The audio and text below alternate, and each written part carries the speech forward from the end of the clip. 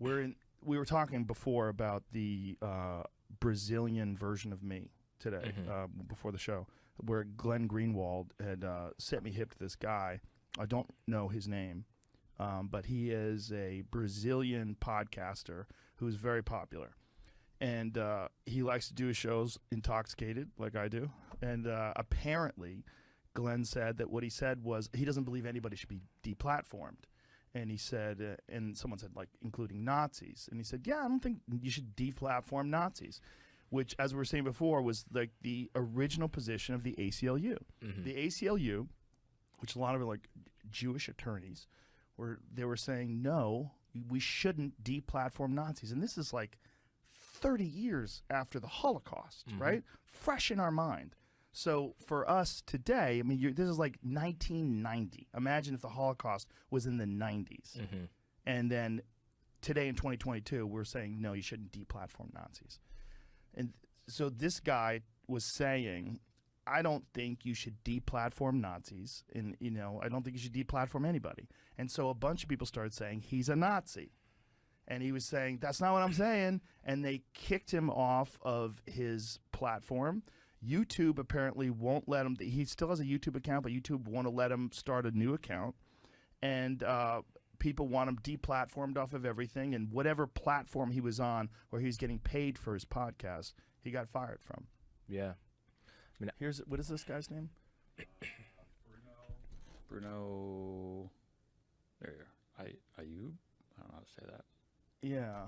Okay, it says it right here. 3 years ago, video game streamer Bruno Ayub decided to start a new podcast, Flow, modeled on the Joe Rogan Experience.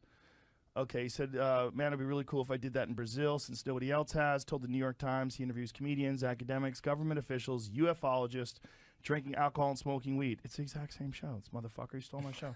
Anyway, his meteoric rise is due in no small part to model developed by his hero, as he learned last week. Aping Rogan comes with a risk.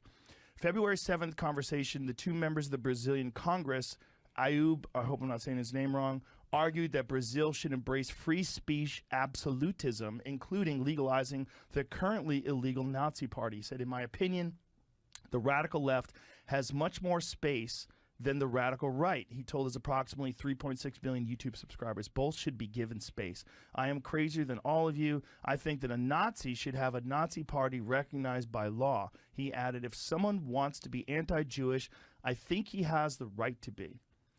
Ayub woke up Tuesday to thousands of people calling him a Nazi on social media. Sponsors pulled funding, and the government opened an investigation into the alleged offense of Nazi apologism. And his podcast production company announced they will be severing ties with a 31-year-old provocateur. So there you go. I mean, censorship just almost never works. Right? Like every one of the major ideas that rule our world right now, both of those ideas have at different points in history been highly censored. Yeah. Right? Like Christianity was highly censored at one point. Later it became the law of the Roman Empire.